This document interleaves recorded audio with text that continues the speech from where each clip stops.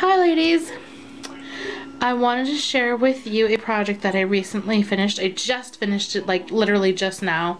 And because I was so excited, I've talked so much. This is the third time I made the video. I'm going to try not to talk so much. I'm probably going to fail miserably, but I'm going to try. Anyways, so I have been loving making these micro minis lately, and I love them so much actually that I posted a swap that I wanted to do with them.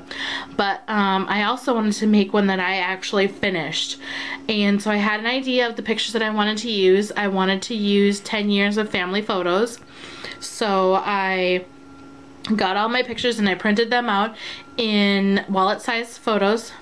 And so I knew I wanted to make it a micro mini, so I chose to go through my stash and kind of look and see what I wanted.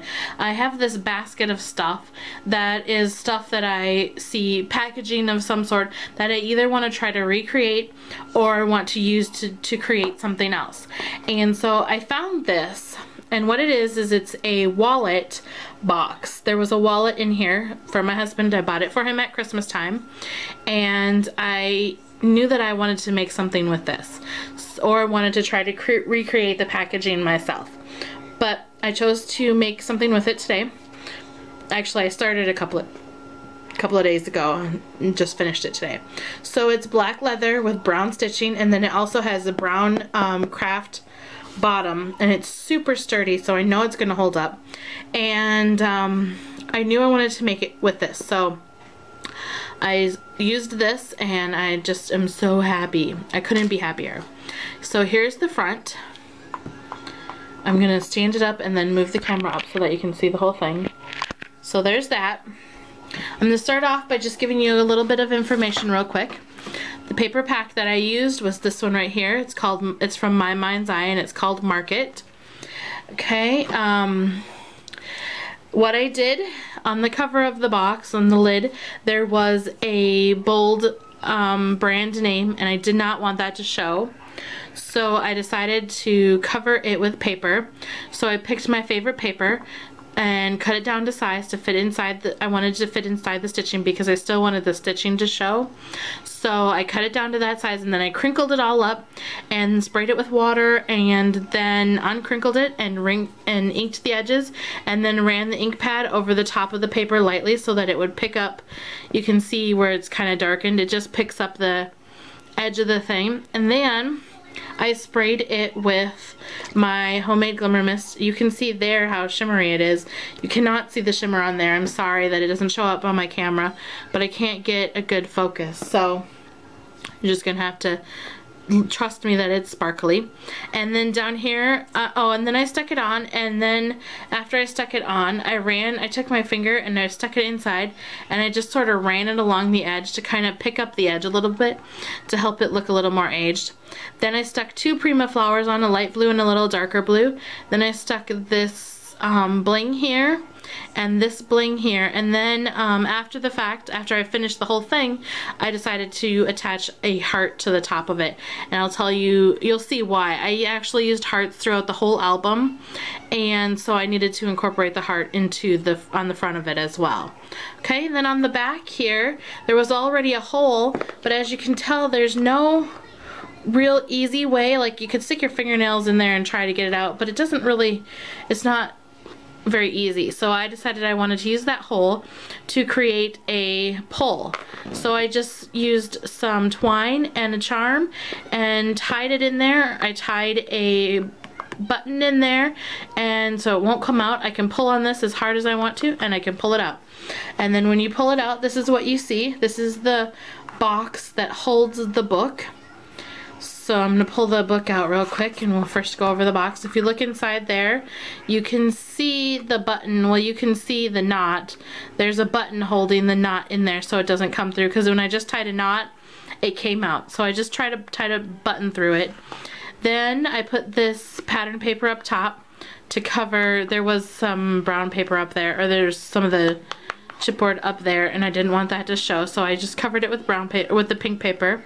And then I put 3 hearts, and the 3 hearts are symbolic because there are 3 people in my little family, and so I wanted to put 3 hearts to symbolize my family. And then I just covered the inside. Nice and simple. I didn't do anything else with the outside, and that's that. Now onto the book, which I am so pleased with. It's a chipboard cover and a chipboard back, and nothing on the spine. I didn't have, because this box is so small, I'm very limited in my ability of what I could do to decorate it, which is why I have very little decorations on it, and also very little, nothing on the side because it wouldn't fit. And I needed the book to be a certain size in order to hold the pictures that I wanted. So I had to keep it small. I started off just by covering the chipboard with my favorite piece of paper, and then I put a little border, the same border that I used up here, so they kind of coordinated. And then I put a little bit of bling there, and then this is just a rosette that I used. I dyed with this Tim Holtz Distress Stain Worn lipstick. I just put a little bit down on here and then sprayed it with water, and then ran the flower through it to pick it up, and it gave it a really light pink tone, which is exactly what I wanted. And then some stickers to say family, and then 2 little hearts. And I'm very happy with how the cover turned out. When you open it up, over here I'm going to put a dedication, but I need to print it out. And then each page is a little bit different. This one is a pocket page. When you pull out the photo, on the back there's a little date and some journaling. I'm not a fan of using my own journaling just because I don't like my handwriting, but on this one I kind of had to. So I did it because I wanted to use those stamps, which I'm going to try to use my own journaling a little bit more. And then over here you can see, here's where I incorporated the heart. This picture is stuck down, and then this is stuck down as well. And then when we turn the page, we have another pocket, and then more journaling there. And I used my favorite paper twice. And then over here we have another pocket, and then journaling on the back. And you can see how I used the hearts. I used a heart here. Each page has a heart on it somehow. And then over here I used another heart and more pictures. This one I didn't have a tag to journal with, so I just wrote the date there, 2006. It just doesn't show up very good. I'm gonna have to write it with something else, I think. And then over here I have another pocket, and on this one I didn't put the heart here, I put the heart on the pocket, so it looks kind of cool. And then I punched my edges to match the inside there.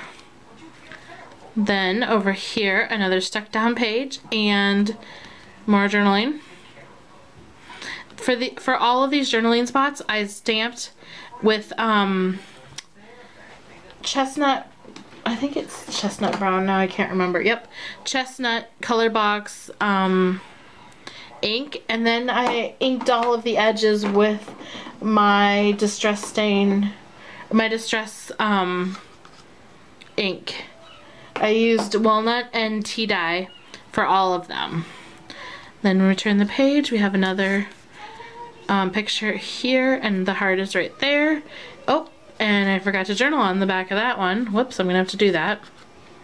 And then on here I put the heart down here, and then there's the picture and the journaling. And you can also see that on the journalings, on a lot of the journalings I incorporated a heart, a drawn heart too.